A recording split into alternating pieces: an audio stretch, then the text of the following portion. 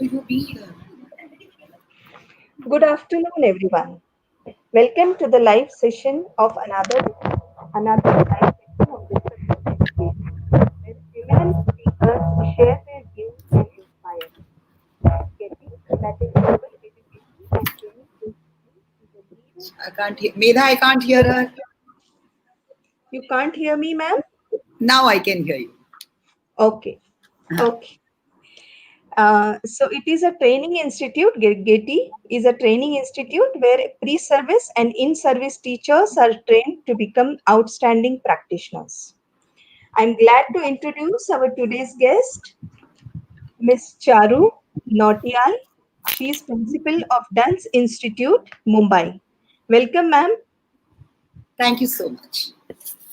Please Good. share some information about yourself before starting the talk.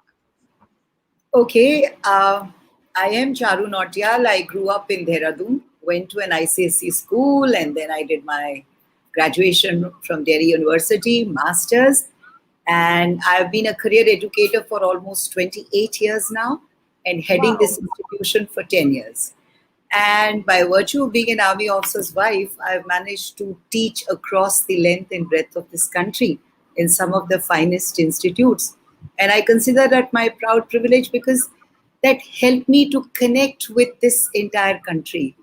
I could feel the difference in the way children act, react, and also it gave me a chance to interact with so many cultures, children from a variety of sections of the society. So Mumbai, of course, has been fantastic because I'm in a school where I have so much of freedom to work as an educator. I have a super staff, and we educate special children in regular classes, which I consider biggest feather in our cap because we have children ranging from cerebral palsy to autism, and we also take great pains.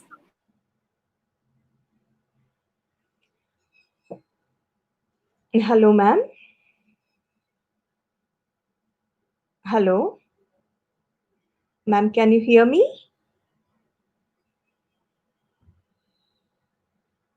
I think there is some internet issues, some technical issues. I will just call ma'am and we'll get back.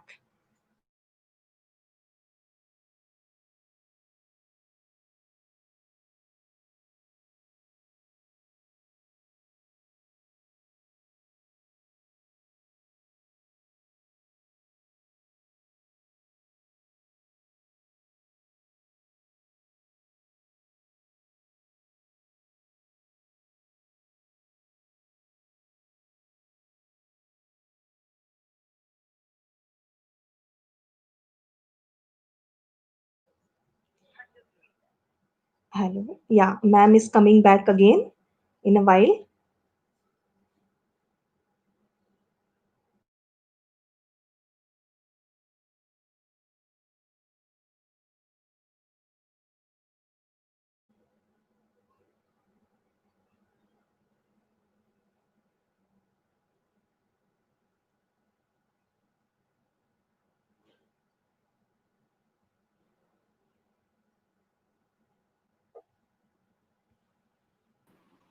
Yeah, I'm back. Yes, So, ma'am. Welcome back. thank you so much. And I'm so sorry because there's so much of disruption due to weather here. Yeah, Uh, I know. I also uh, want to talk about this research paper which I wrote about a year back. And then I did send it to a couple of conferences which immediately accepted it, but I have still not given it for publication because I still am uh, looking forward to something, a journal of my liking. Uh, I also wish to reinforce the fact that the idea behind writing this research paper is certainly not to undermine technology.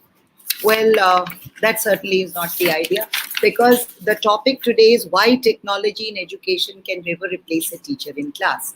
So the idea is certainly not to undermine technology because, uh, you know, without technology, I am for a better coordination, cooperation with technology rather than replacing technology with teacher in class. Because I believe that unless you have the teacher firmly in the driving seat, we will not be able to achieve what we are looking for, because it is the teacher who's the driving force behind learning in education. I have certain keywords which are technology, gadgets, gizmos, netizens, homeschooling, collaboration, cooperation, coordination, and human values. Ladies and gentlemen, uh, there is a saying that teachers are born and you don't really train them. Now, uh, I don't know if I really agree with this, because I have come across as teachers who perhaps not were not very willing ones, but have done wonders with their students in class. I think it's not about you wanting to be a teacher, but it is about how well you perform over there, which is the driving force at the end of the day. Now, technology has brought a paradigm shift in the way we learn in class. Today, if you ask a child, would you want a notebook, laptop, mobile, or a teacher? Majority will opt for the former. The reason being that children find that so attractive. Because if everything is at a click of a button. Whereas if you ask a teacher, she's a human.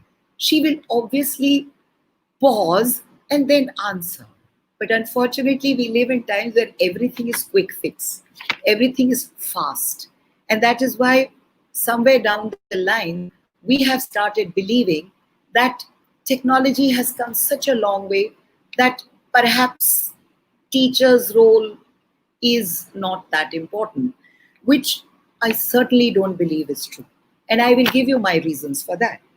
Now, uh, technology is, uh, one of the mankind's best achievements, because it has not only helped education, it has also helped a variety of other uh, walks of life, medicine, agriculture, you name it, and everywhere there is. I mean, we've reached the moon, we're reaching Mars. So it is only because of technology that we are able to do that. So I will say that it is because of technology that we've been able to do so much across the board, across the globe. And most importantly, we've been able to reduce our beautiful globe into a global village, where it is only because we are so beautifully connected. Now, does that mean I'm against technology? Certainly not. I'm for technology.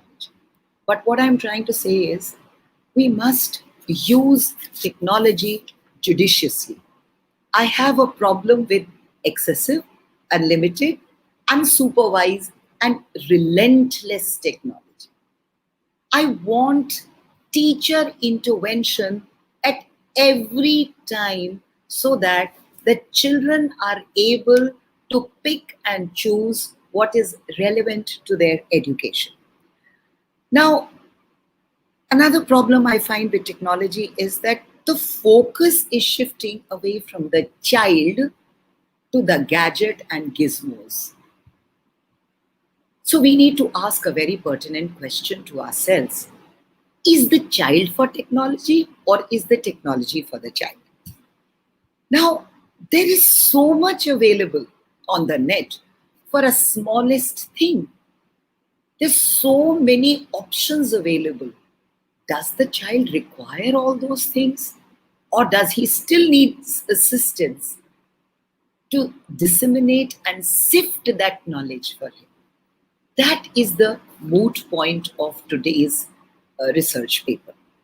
Now, if you see, uh, there's so, even kids as young as 1.5 and 2 years are able to use tablets with perfection. I mean, they know exactly how they are supposed to operate with. I have seen, once I was lamenting to a colleague of mine and saying, children don't read these days. And this realization came out of the fact that my daughter was not ready to read the book, but she was ready to read the same book on the tablet, which I somehow, being, since I come from that old school, I still believe that a book is a book is a book. And, the happiness that you get reading a book, I feel, I don't know, others may disagree with me, will not happen with a laptop, with a tablet, on a Kindle, because it's a book. And, Right, holding ma'am. that book, sitting in that position and reading that book, it still brings me so much of happiness and joy. Now, uh, the unfortunate part of this technology is that children are getting addicted to it. They're not able to judiciously choose the other priorities of life because they somehow have started believing in technology, I would say, more than their own self. They feel that that has a solution to everything. And as a result, they paint themselves into a corner. In school, they're very happy with these gadgets and gizmos. At home, they paint themselves in a corner. They are either into the cartoons or something else, or a Facebook or a WhatsApp or texting or messaging. Now, this is hugely distracting. You know, I call this as cheese, chocolate, and cartoon culture, which is not doing good to the health of the child. When I say health, I mean emotional, I mean intellectual, I mean physical, because the school curriculum still is very flexible and has plenty of scope for activities. But because children are so distracted by technology that they want to live with it, the technology lives in a child, which is for me a very, very scary thought. Because you ask a child to go out and play, is they're not very happy. They don't want to leave that tablet. They want to they want to connecting with friends physically does not give them that happiness. But texting, messaging, talking to them on Facebook gives them greater happiness. I feel we are all humans. Look at the pandemic, look at the situation, look at the problems, emotional problems it is creating in us. Why? Because we are not able to reach out, we are not able to touch other human beings. There is, people say that you don't have to have emotional distance, but emotional distance depends upon physical distance. In a home, if we are being asked to sleep in different rooms and wear masks, imagine the crisis that it is creating. People are longing to go out, meet friends, because as human beings, we are social. So, this technology, unfortunately, is painting the child in a corner and is not bringing him where he belongs to: parks, gardens, classrooms, schools, and all other arenas where he can jump, shout, scream, and take all his pent up emotions out. You know, these days you find that where, even though, like, we had these house system in school, I went to a super school in Dehradun, which was so beautiful. And unfortunately, we were more into playing and co-curricular activities than academics. I mean, academics, we had fabulous teachers, so classroom learning was great. But even on the weekends, we looked forward to joining a badminton match or a cricket match or a baseball, because everything was available to you. So there was no distraction. The distraction was more creative in nature. And we would attend house matches and scream and shout, and there was no pent up emotion. Everything was let out at the end of the day. and you didn't sleep with a problem, because there was a crowd of people supporting you, beginning with your friends, your teachers, your housemasters, your counselors, your parents, your dadi, your nani. Today, there's technology and there's an isolated child. Uh, in classrooms itself, since I'm a teacher, I find it difficult to keep the child's attention on the lesson for more than 15 or 20 minutes. The distractions have increased so much. And vis-a-vis, if you ask a child to go to Google, from morning to evening, he's willing to stay there, but is not willing to focus in class on a math, on a geography, on a history. Now, they feel that that is the better alternative, and click of the button, everything is available. But ladies and gentlemen, friends and students, if I have to teach, woods are lovely, dark and deep. I have promises to keep, miles to go before I sleep, and miles to go before I sleep. When a teacher explains this to a child, she says, my dear, there will be adversity in life, there'll be happiness in life. Life is like a forest. It's lush green, bubbling, happy, but there'll be difficulties. You have to continuously keep working hard before you sleep at the end of the day. This is the first interpretation. Miles to go before I sleep, and miles to go. And there is so much you will do before your life's journey ends. That's what the American nature poet wanted to convey. Google is not going to convey that. Google is going to explain it as a matter of fact. There's going to be no emotion. What is education without emotion? It is about emotion. When you click a button, you you get that information. I'm certainly not denying that. But woods are lovely, dark and deep. There is a voice modulation. There is a connect. Sammy, you're not paying attention. Tell me, what were you doing? Who checks the child there? Who ensures that the transfer has actually happened? Who ensures that there's a lively it's about lively collaborative competence, where both parties are collaborating to reach somewhere. When you ask Google, it gives you information which is to the point and momentary in nature. When a teacher sings, dances, conveys across, it sticks for life. I wandered lonely as a cloud that floats high over vales and hills. You have to have a certain emotion. Otherwise, child will never remember what Wordsworth wanted to say.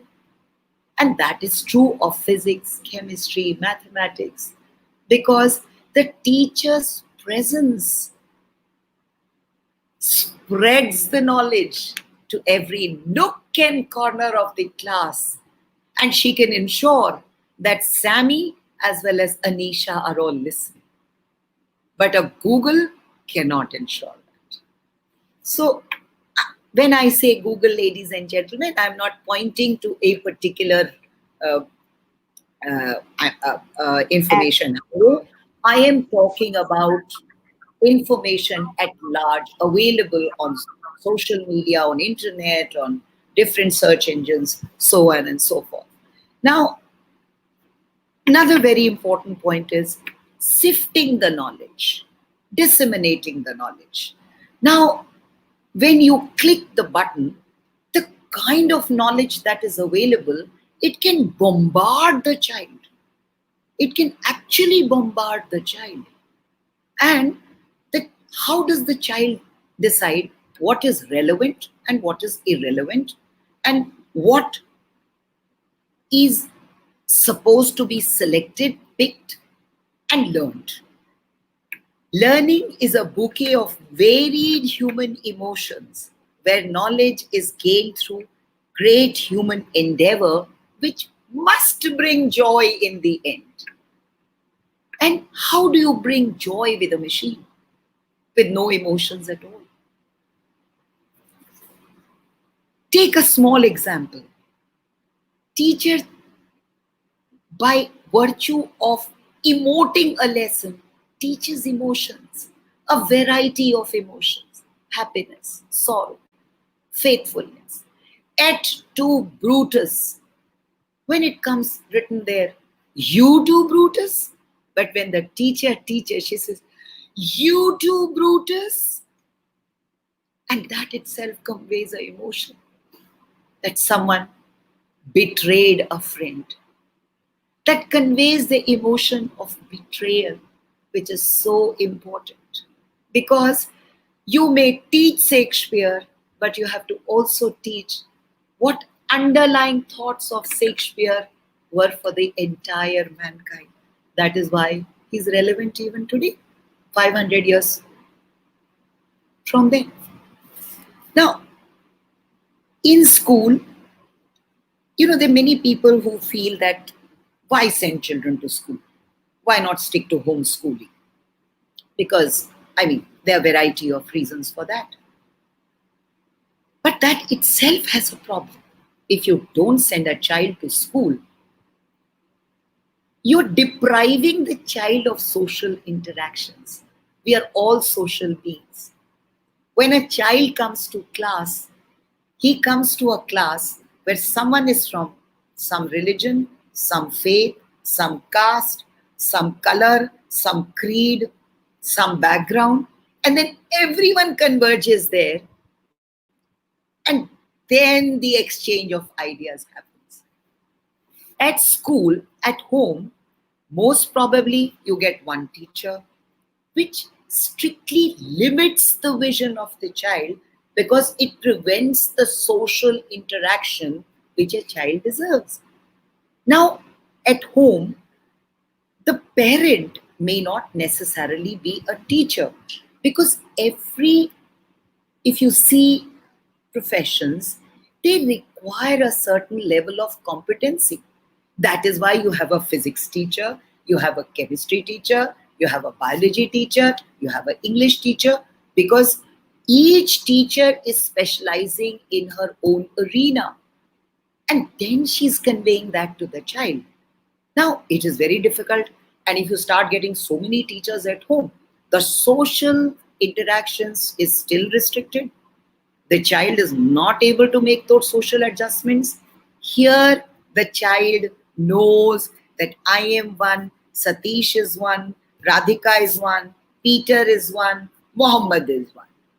And he learns to agree to disagree. He learns to believe in democracy. He has that idea, I have this idea, so and so has this idea, but we agree to disagree. That doesn't mean I am wrong, she's right, he's wrong, she's right. It is not like that. So what happens? You prepare a child for life. That is so important. We are not teaching our children only physics, chemistry, biology, and mathematics. We are also reaching our children so that they can reach out to the world in a balanced manner. Now, another most important point I want to bring out to both parents and teachers and to other attendees today is, if you leave a child with unsupervised technology, it can have disastrous consequences. Now, you might want to ask me, how? There are a number of children from the developed world. I'm not talking about underdeveloped at all. I'm talking about United States of America, Belgium, France, Britain, where children learned from internet, got indoctrinated with extremely negative ideas, and joined ISIS. This included both very young, vulnerable, impressionable children. And when the parents learnt of it, they were aghast. They didn't even know that behind their back, the children were learning all this. And if you recall what this young man in New Zealand did last year, he shot people in the mosque and then live telecasted. Are we going to allow such negativity to get instilled in our children? That is where I say how important a teacher is, because she teaches the child the difference between right and wrong. She says, how can you say that? That is not right. No, I am there. You have a problem. You teach me. You'll be surprised, ladies and gentlemen. My personal mobile number and my teachers' personal mobile numbers are with parents and children. They are displayed on the board. And there are times when children have called me up at 12 at night, at 1 at night. And no teacher says, this is not working, or we are not available. I'll narrate another interesting incident, that how important it collaboration, coordination, cooperation. These are some of the finest virtues. We had a child who was who had cerebral palsy. He came to us in nursery, and there was progressive deterioration in his condition. But we loved the kid, and so did his peers. Initially, we used to lift the child and take him to the class. You'll be surprised that later the child was carried by the kids. In class 9, the mother came to me and she had tears in her eyes, and she says, I don't think he'll be able to do his class 10. I looked at her and I said, what makes you think that he will not be able to do his class 10? She says, no, ma'am, ICSE is very tough and I'm not sure if this will work out. So I will give him homeschooling, or I will figure out how. I said, not at all. You may want to take the child, but I'm not going to give him to you. I did not give that child back till he completed his ICSE with a first division. And this is last year. I'm not talking of eons of years back. I'm not talking of centuries back. This is last year. And the child did his ICSE with the first class. I was teaching him history and English. I never felt that, obviously, he was not like maybe some people. He was certainly had learning difficulties, but I did not feel that he was very different from the others, and perhaps he was working harder than others to be present in class. The Hindi was a nightmare. The Hindi teacher, Amita ma'am, went out of her way. She worked like crazy, and she ensures that the child is seen through to the next class. I never saw children discriminating against him. It is the adults who do that, never the children. And I remember that, uh, there are times when we would use technology and send across notes and things like that. But we are assisting. We are not making that the focal point. We ensure that the child learned one-on-one with the teacher. Is it possible for a special child to clear ICSE on a net? Not possible at all. So, another thing which I am very keen on narrating today is that it is also very important how much of information should be given to a child. Is the child mentally and physically ready for it? I remember this incident was in class 9 when I was in my ICSE in Dehradun, and I had a teacher called Mrs. Kotwal. So a classmate of mine, I really don't remember what he asked her, but he stood up and asked her something. So I could feel that she was taken aback a little bit, but she didn't react at all. She didn't give the child a shut up call and say, you shut up, you sit down. You know what she did? She said, well,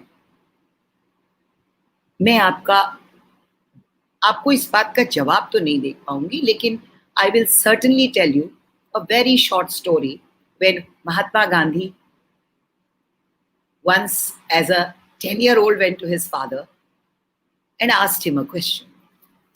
So his father looked at Gandhi and said, okay, I'll answer this question.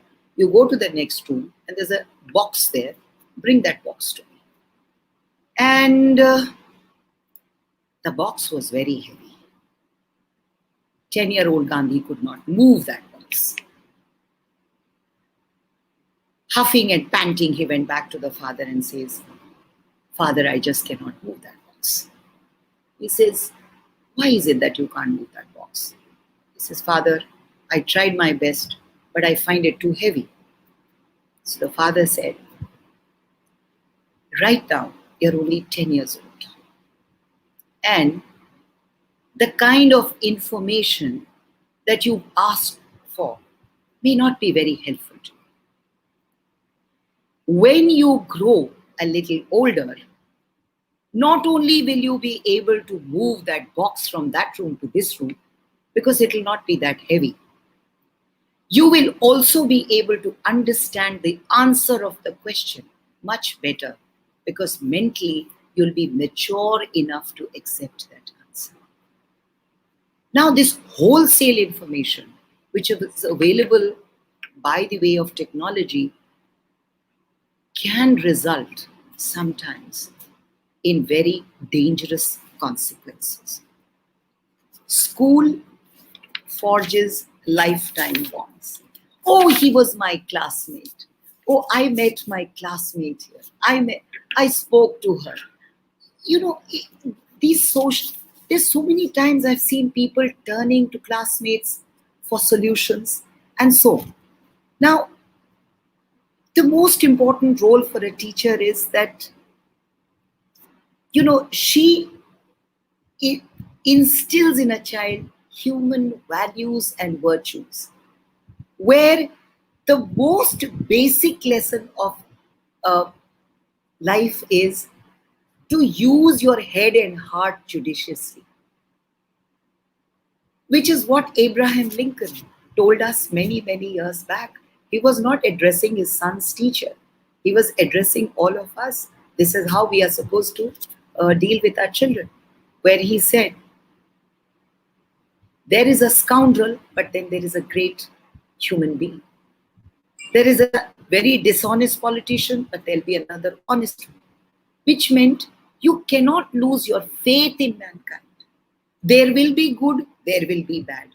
Now, what is education if we cannot teach our children lessons of life? It is so important to teach our children lessons of life which unsupervised, unhindered, free for all technology cannot teach a child. It is so important to teach physics along with application of physics, and application of physics also for good of mankind. Another thing which I have seen rampant among children because of this habit of remaining hooked on to technology is they are anxious, they are moody, they get, they feel happy with any superficial stimuli. I'd like to give you an example for that. Now, children are so concerned how many friends they have on the Facebook. That one has 300, I have 400. This is the kind of the fillip they are looking for in life. Does that define them as a person? Now, I have posted a picture today. My friend got 54 likes, I got only 34 likes.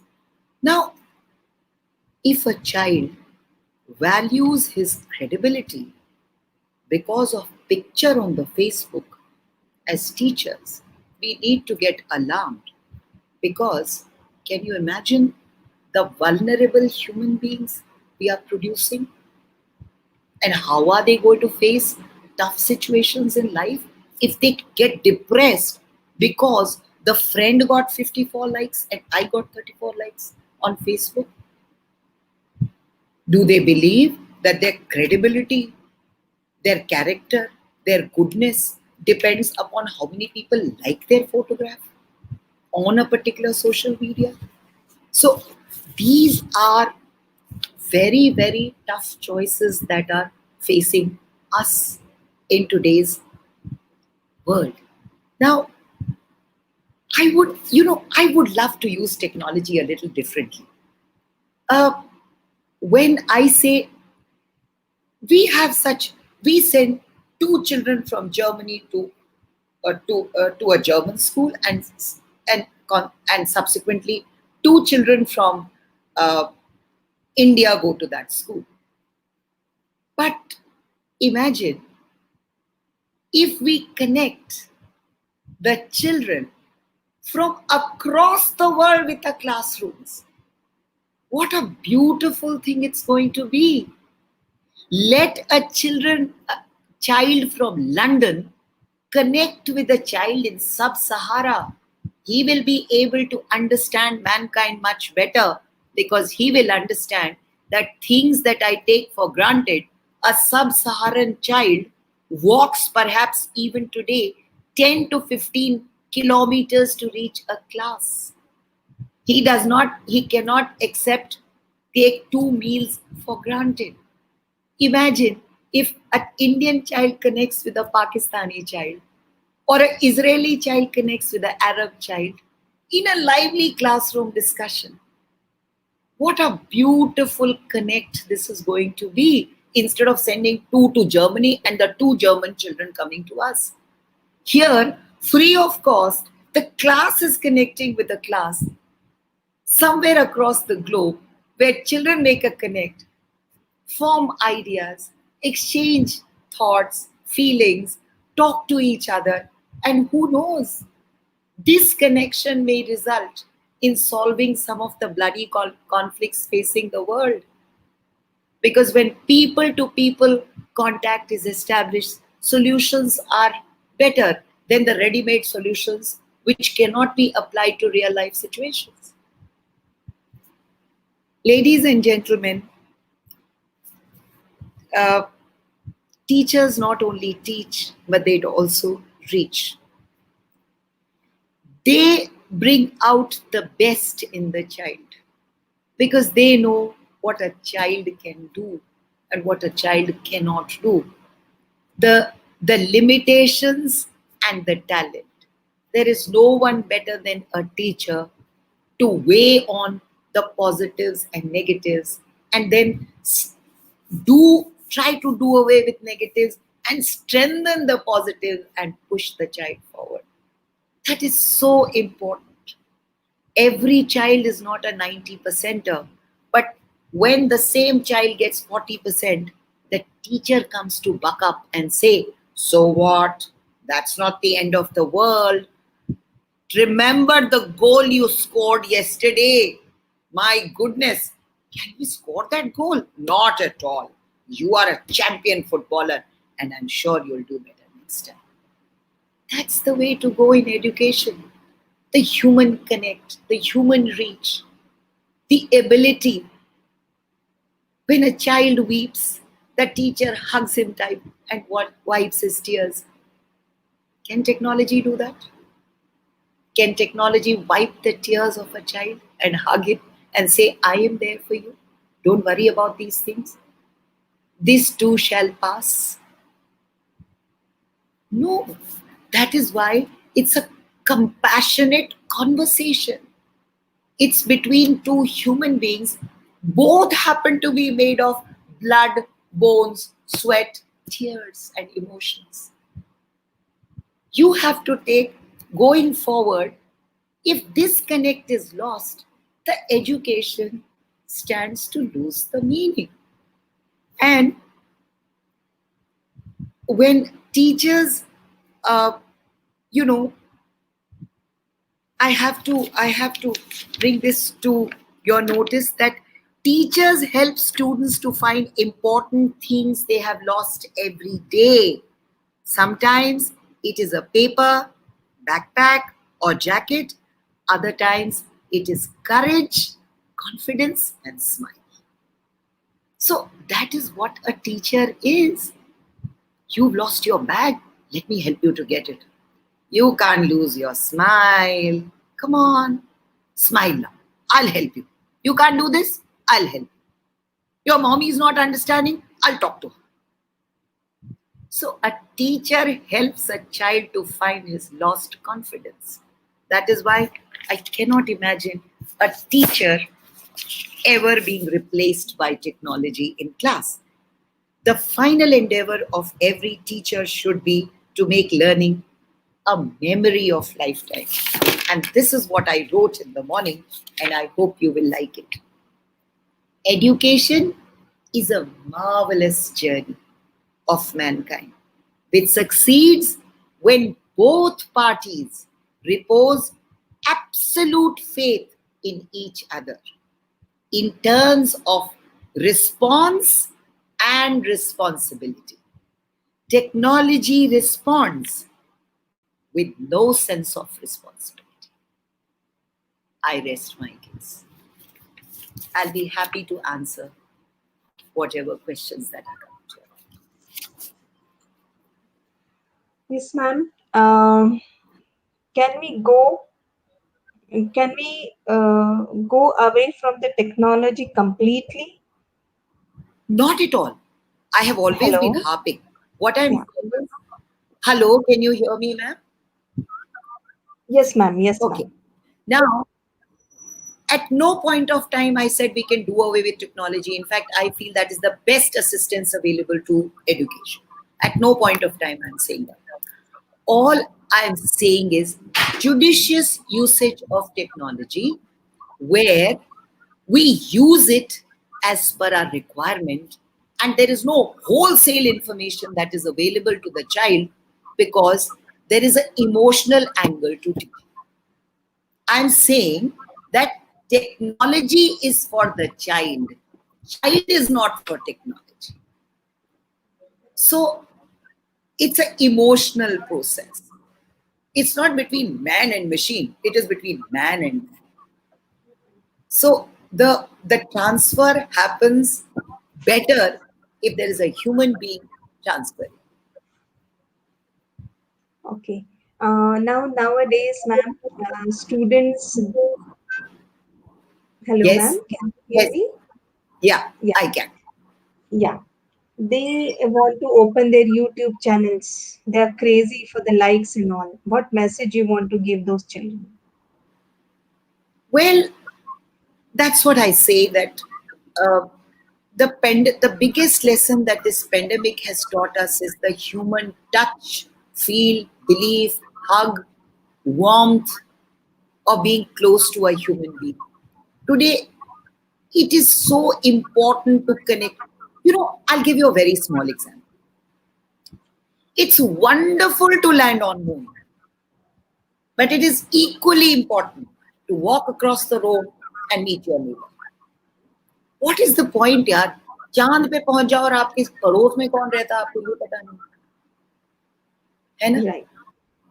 I still remember that there was a lovely poem which has said that I am a swinger of birches. I remember I did this in masters where the poet says that I'm a swinger of birches and I swing so high sometimes I feel I reach the sky, but I want to come back because it is the earth which has human beings which have love.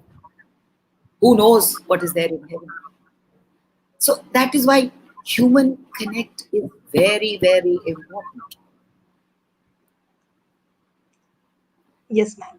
Can you read the Then, question? yes, don't you think teachers becoming mechanical without human touch? If so, what is the solution? Why should she become mechanical? That is my point. That is my point.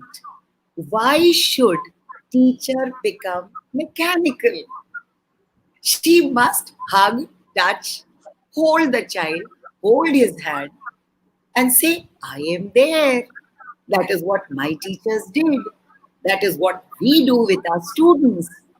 She is not there only to teach, she's supposed to reach.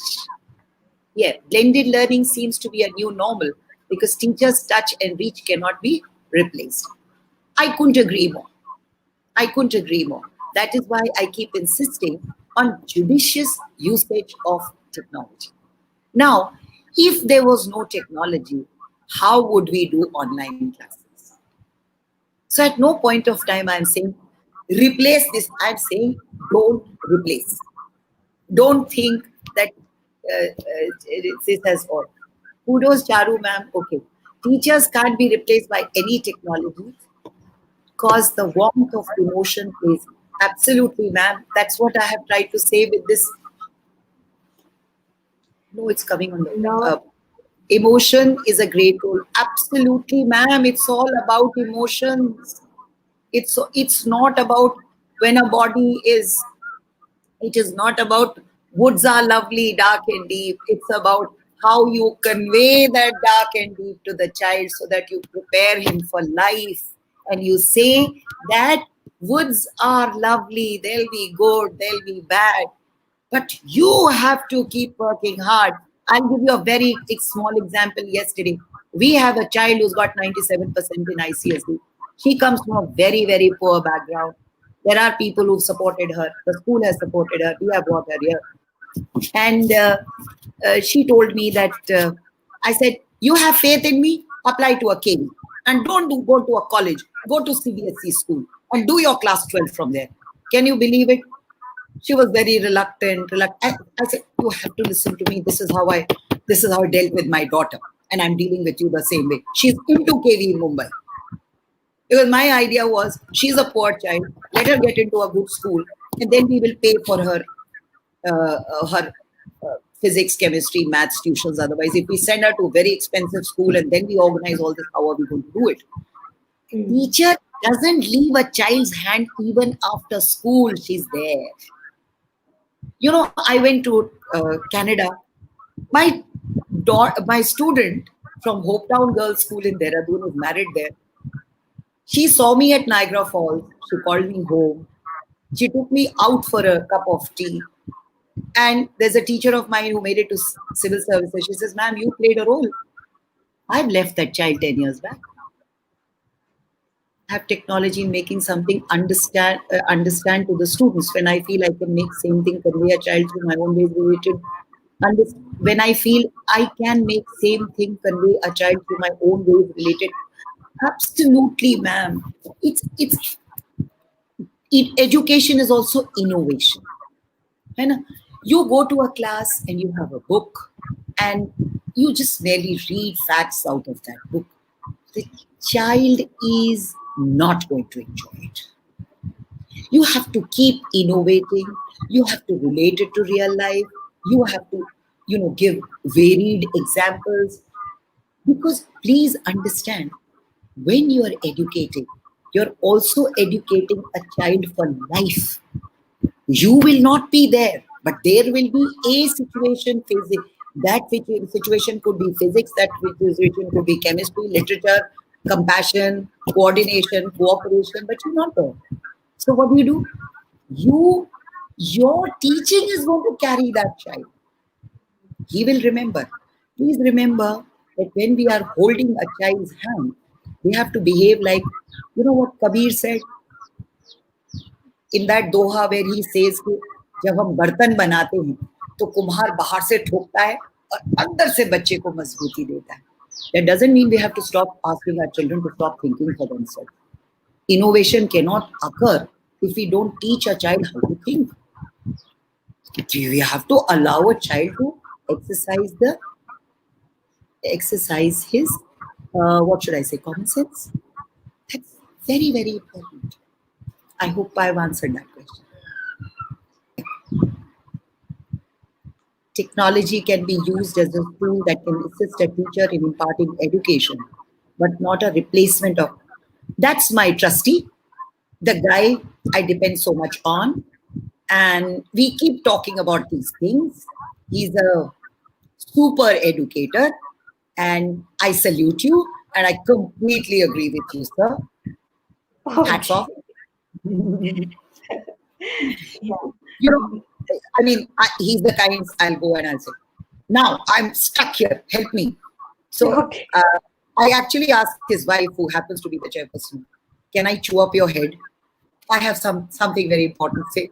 Can I? So, you know, this is the kind of connect you make with people, assistance, cooperation, coordination throughout your lives. Because as teachers, all our lives we are students. Yes, ma'am. Thank you so much, ma'am. I must appreciate Yeah, that you are a very good teacher because yeah. you have given so many examples. You have told everything so nicely with lovely Thank real you life so examples. Thank Thank you you so so much, very ma'am. much. And it was Thank you such a so much. pleasure to do this session. Thank you so much. Have a Yes. wonderful evening ahead.